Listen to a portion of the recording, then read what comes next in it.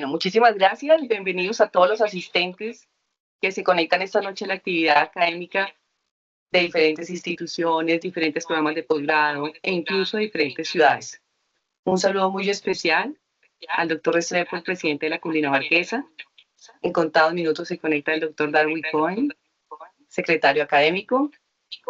Muchísimas gracias. Antes de comenzar la actividad académica de hoy, quiero darles un aviso parroquial.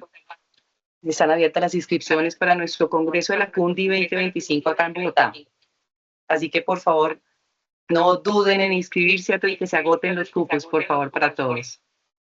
La dinámica del día de hoy va a ser como las actividades previas. Tenemos un conferencista excepcional el día de hoy.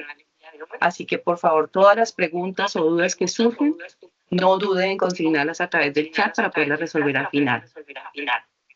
Bueno, y para mí es un placer presentar a nuestro conferencista del día de hoy, el doctor Alfonso Ernesto Albornoz Parra. El doctor Albornoz es médico de la Universidad Javeriana, especialista en anestesia de la Fundación Universitaria de Ciencias de la Salud, fellow en anestesia pediátrica y en anestesia cardiovascular de la Universidad de Toronto, en Canadá. Es anestesiólogo cardiovascular pediátrico del Hospital Pediátrico de la Misericordia. También trabaja en el Country y es el presidente de la Asociación para la Práctica de la Anestesia Pediátrica Segura.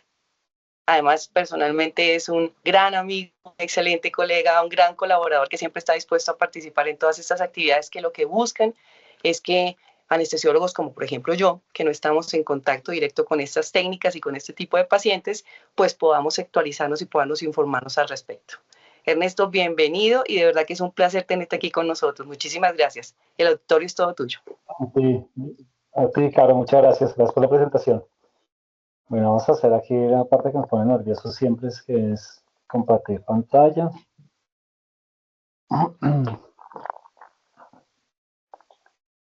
Ok. Entonces, como Caro les contaba, siempre buscando la educación médica continua y dar educación en anestesiología pediátrica. Con Carol estábamos hace varios meses pensando algún tema en pediatría que fuera relevante y no fuera los clásicos temas que siempre revisamos. Y se nos ocurrió hablar un poquito de estas técnicas de aislamiento pulmonar para cirugía torácica en pediatría, que pues es un tema que realmente es poco frecuente que uno se tenga que enfrentar a estos casos. Sobre todo si son niños pequeños, y pues los voy a contar un poquito de cuál es el abordaje, y desde ya les cuento que es un tema que es un poquito frustrante porque eh, es complicado y la disponibilidad en Latinoamérica de los dispositivos que quisiéramos tener no es del todo pues no están 100% disponibles, entonces a veces le toca a uno como con lo que pueda. ¿Listo? Sin embargo, vamos a hablar de pues, el estado de arte, como qué es lo que hay disponible y cuáles serían las opciones. Bueno, mis objetivos realmente para esta charla son hablar un poquito de cuáles son las indicaciones de aislamiento pulmonar, cuáles son las alternativas que hay disponibles y cuáles serían los dispositivos apropiados para la edad. ¿Sí? La anestesia pues, torácica obviamente tiene muchas consideraciones, muchas cosas como que se pueden hablar para aislar fino, de fisiopatología, pero a mí normalmente me gustan las charlas ser un poquito como más práctico y contarles más lo que realmente reducir todo como algo más práctico. Al final de la conferencia van a estar en un código QR con los artículos donde sacar la información. Son artículos de revisión la mayoría. Y ahí pueden ya, los que les gusta como los detalles, todo eso, meterse a buscar la información y profundizar un poquito más en el tema. Entonces, ¿Qué pasa? Está uno un día normal en cirugía o en tu hospital y de pronto te dan la noticia que te van a pasar un niño de 2 años que necesita una cirugía eh, torácica, que le van a hacer una toracoscopia para resecar un tumor, ¿sí? Y, y entonces ahí empieza uno a la pensadera, ¿no? Porque pues normalmente en el mundo de los adultos cuando te hablan de una tracoscopia o una cirugía eh, intratorácica que requiera campo, pues darle mejor campo al cirujano para la tracoscopia, pues el tubo de doble luz es la opción que está disponible siempre y no hay que pensar dos veces. Pero en niños no es así, porque desafortunadamente el tubo de doble luz por el tamaño no se puede utilizar en todas las edades. Y entonces este grupo de niños de 2 años, de lactantes o incluso de neonatos, nos ponen en dificultades porque nos toca empezar a pensar qué podemos hacer para aislar el pulmón o para mejorar el campo quirúrgico.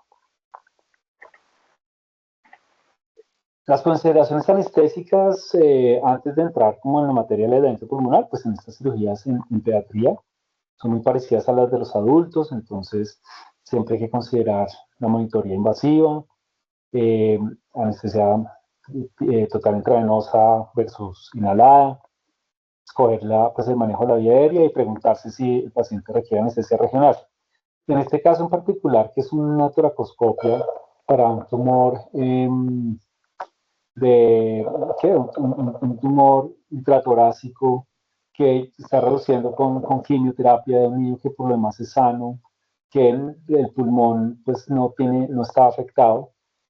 Digamos que la monitoría invasiva a veces puede resultar ser más un reto que una, eh, que una ayuda, ¿sí? Entonces, yo siempre cuando revisamos temas con colegas y con residentes, hablamos que realmente uno siempre piensa que hay algunas situaciones que son sinónimo de monitoría invasiva, pero también hay que saber hasta dónde las limitaciones en la dificultad que sea obtener los accesos te hagan considerar si de pronto el cirujano es hábil, no se demora, el tumor está bien definido, ¿sí? Entonces, no es una cirugía que no va a sangrar, de pronto la monitoría invasiva no sea, eh, pues, absolutamente necesaria. Pero pues eso ya es consideración de cada uno y finalmente eso es lo que nos hace a nosotros como anestesiólogos de esta toma de decisiones.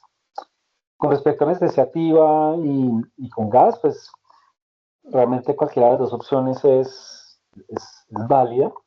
Lo que generalmente hace inclinar a una sobre la otra es el tema de que los inhalados pareciera que tuvieran mayor efecto de inhibición de la vasoconstricción pulmonar hipóxica que en estos casos de tórax es realmente importante. Lo que menos quieres en estos casos es tener un pulmón enfermo o apachurrado y que además esté pues que no tenga vasoconstricción pulmonar hipóxica y de esta manera pues se esté aumentando el espacio muerto y eh, llegue sangre desoxigenada a la aurícula izquierda y la saturación se baje.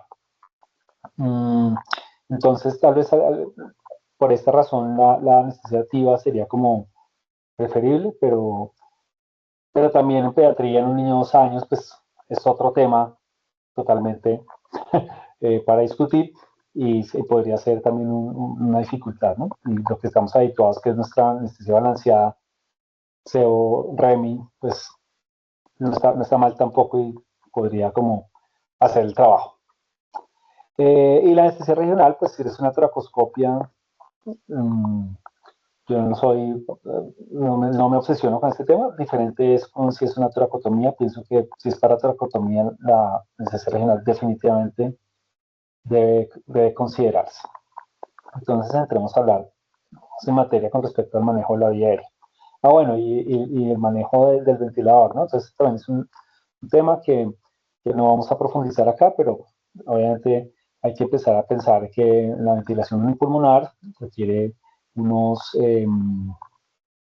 consideraciones con respecto al volumen total, al tipo de ventilación que vas a escoger, por volumen, por presión, al PIB que le vas a dar, a la FIO2. Estas son consideraciones y hoy en día se habla mucho de la ventilación neumoprotectora, que en estos casos, digamos que aplica evitar las presiones altas, manejar frecuencia respiratoria, dar buen PIB, tratar de usar la FIO2 más baja posible, pero las cosas no siempre son como están en los libros y a veces le toca a uno subirse un poquito en las presiones, subirse en la FIO2, subirse en el PIB, hacer reclutamiento alveolar más seguido de lo que uno quisiera. Entonces, pues tener un plan desde el principio y sobre todo estar como muy pendiente en el intraoperatorio y ir vigilando cómo las cosas se van dando para ir haciendo los cambios a tiempo.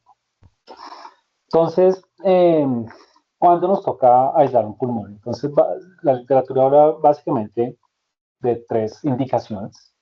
La primera es la que, por ejemplo, en este caso de ejemplo que puse, nos presentan que es una lesión en la cual el pulmón está atravesado en la mitad y nos toca disminuir el tamaño para que el cirujano pueda tener un mejor campo quirúrgico y con eso pues podamos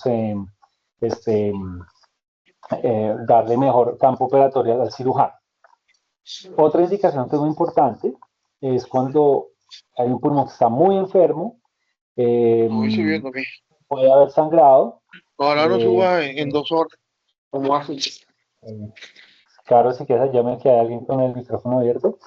Puede haber sangrado o puede haber una infección, puede haber un poco de pus, que tú definitivamente lo que menos quieres es que en el transoperatorio todo esto contamine.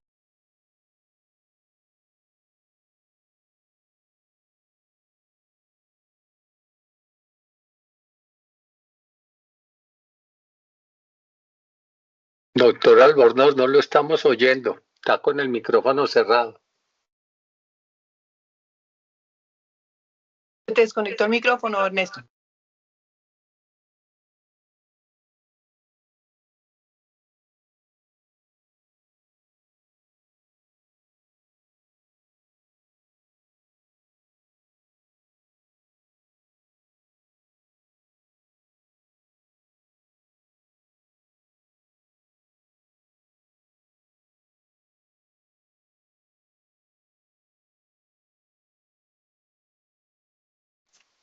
Doctor Albornoz, ¿es solo encender su micrófono en su computador o en donde está proyectando?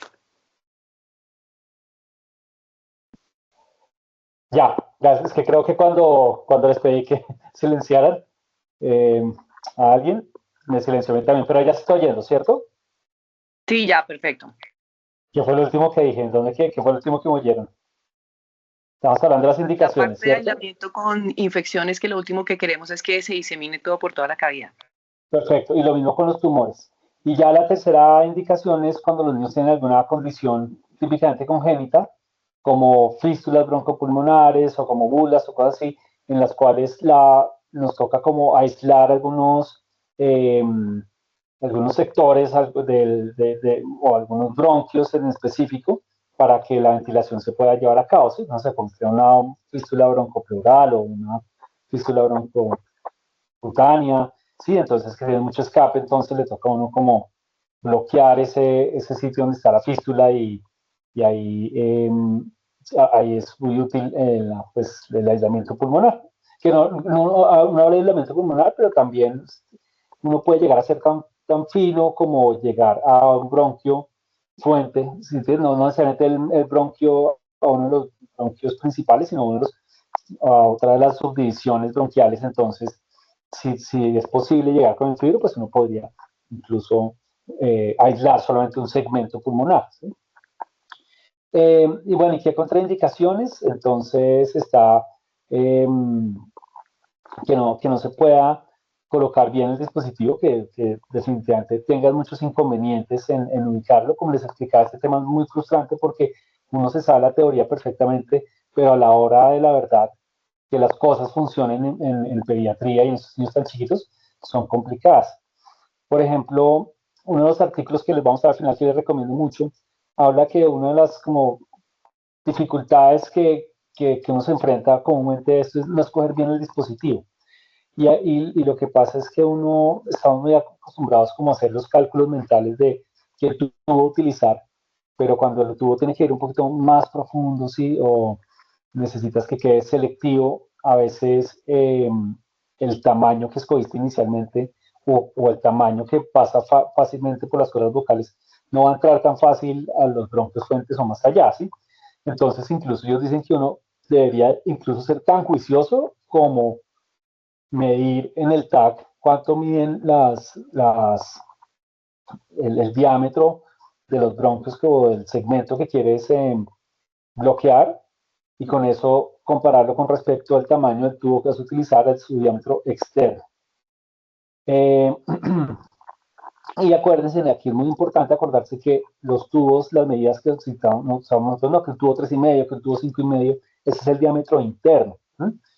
Entonces, el tubo 5,5 tiene un diámetro externo que es más grande, que puede ser 8,5, 9 milímetros, ¿sí? Entonces, no necesariamente, entonces como que hay que ser como muy juicioso y una recomendación que dan es planear con anterioridad bien el tamaño del dispositivo que vas a escoger.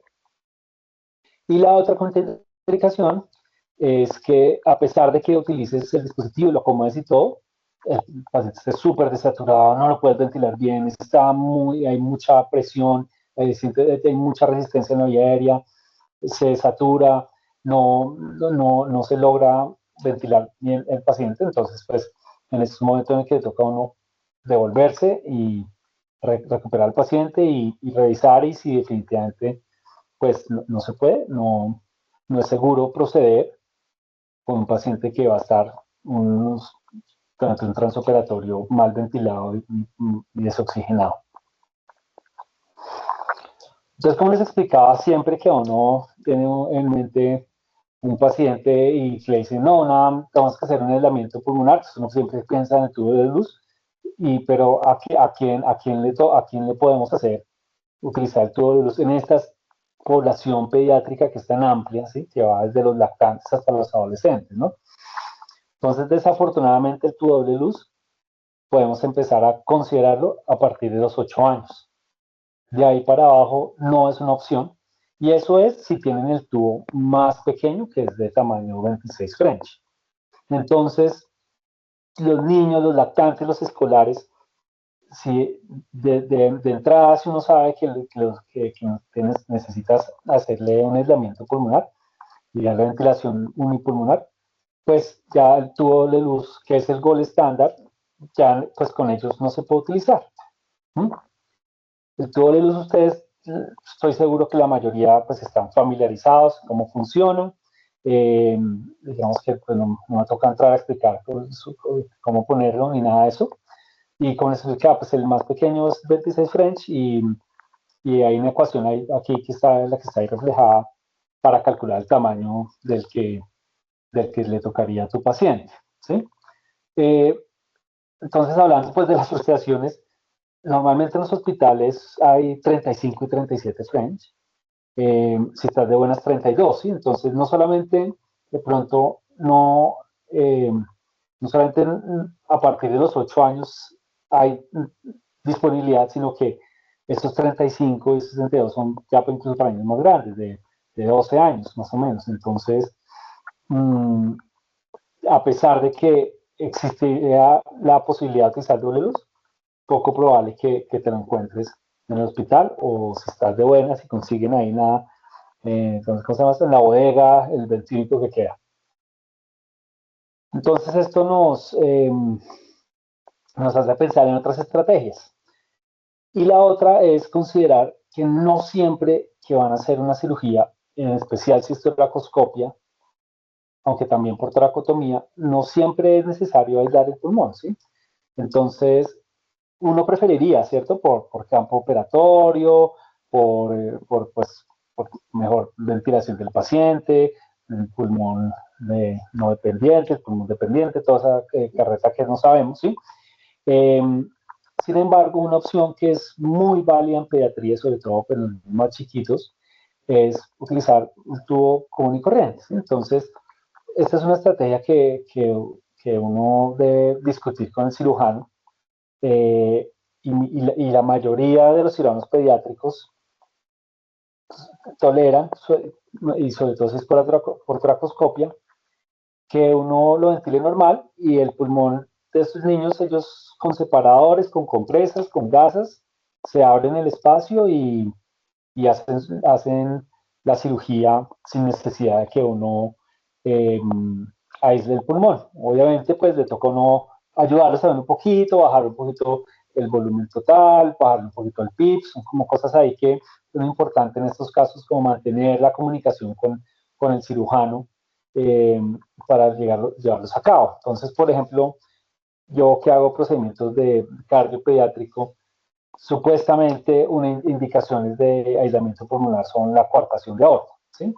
O el ductus arterioso persistente, porque ustedes saben que el cirujano entra por tracotomía y a través de, separa el pulmón y entra al mediastino. Entonces, la verdad, nunca utilizo técnicas de aislamiento pulmonar o ventilación de unipulmonar en estos casos, sino que normalmente los cirujanos con unas compresas, con un buen separador, logran eh, desplazar el pulmón, que queda súper apachurrado, súper chiquito, después toca obviamente reclutarlo, todo, pero ellos normalmente así pueden, nomás con eso, llegar al espacio que están buscando. Entonces, es bueno como tener en mente que uno puede proponer, no está mal, y preguntar al ciudadano, decirle, mira, nuestro bebecito, no sé qué tanto necesites que lo lees del pulmón, está muy chiquito, no tengo las herramientas, ¿será que intentamos? Y pues uno los ayuda con volúmenes bajos, como se explicaba, bajándole un poquito el PIB, y tranquilos que ya después de que ellos terminan, pues uno ya todo lo que, todo lo que perdió de reclutamiento y todo eso, pues se puede recuperar. Entonces, en este estudio, por lo menos, este es un estudio que publicaron este grupo de cirugía pediátrica en Alemania. Ellos como que hicieron un protocolo para decir a qué pacientes y a cuáles no se les proponía entrada ventilación convencional versus con, eh, con aislamiento. Y básicamente las conclusiones eran que, pues, que el paciente fuera paciente de más de 2 kilos, que no tuviera ninguna así como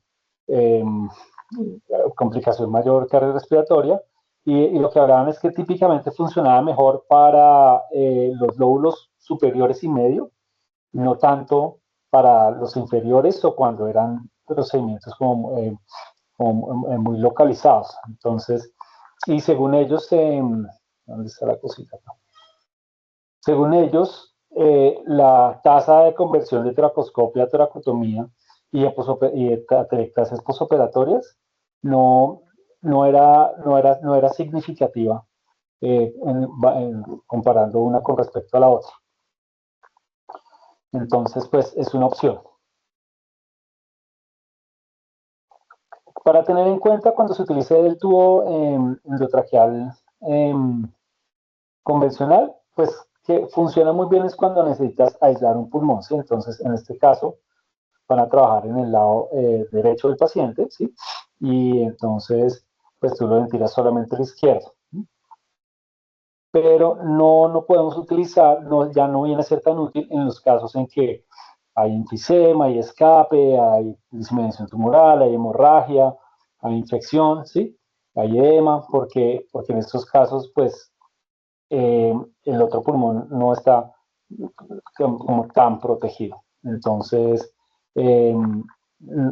no sería útil en esos casos, sino solo en los que son, por ejemplo, nuestro pacientico que lanza una tracoscopia y es más como por indicación de campo quirúrgico. Entonces, en este niño de 2 años estaría bien, sería posible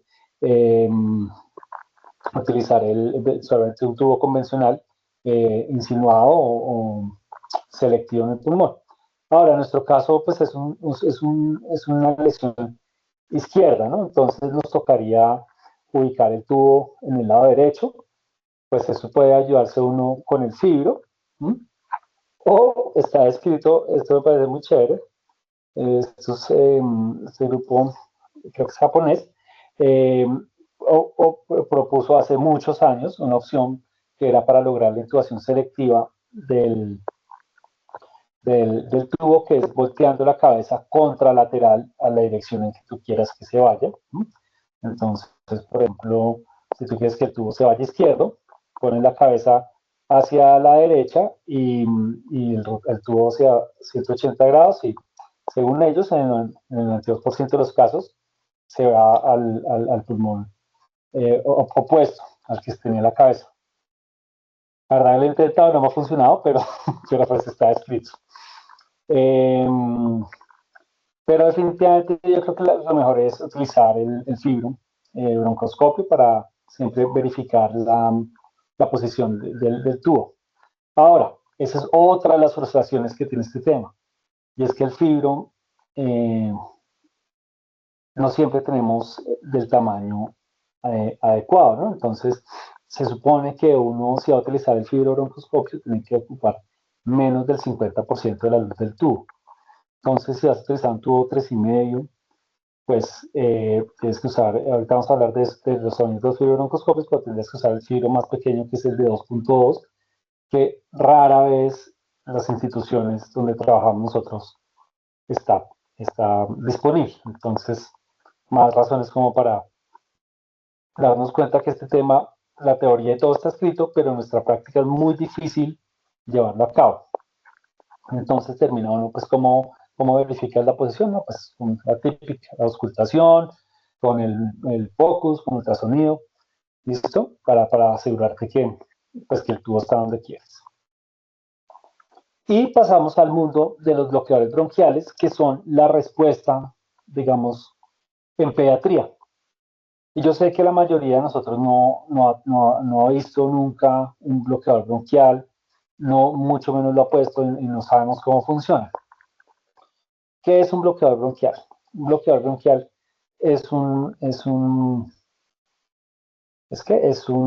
aparatico que es como una cánula, como un palito, dan de cuenta, que al final tiene un balón que se infla, ¿sí?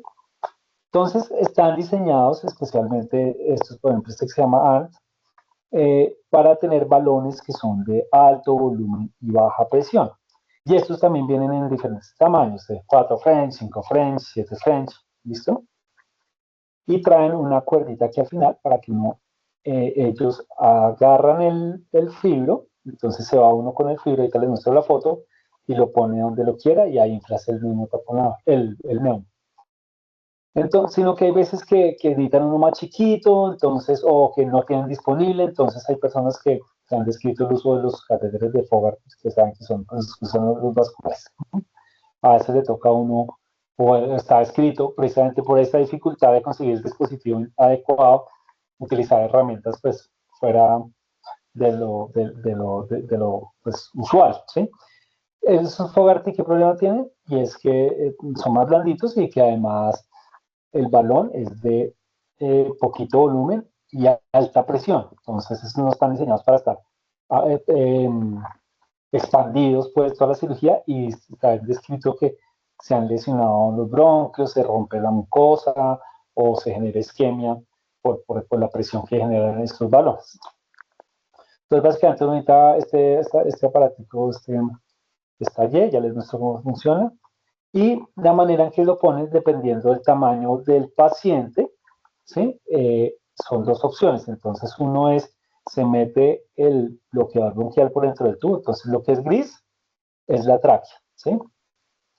Esto blanquito es el tubo endotraqueal, ¿sí? Y cuando te cabe, pues uno mete el bloqueador bronquial a través del tubo. Esto es en los casos en los niños que son más grandes, ¿sí? Y esto se llama una técnica coaxial. En los niños en que son más pequeños, en que la luz del tubo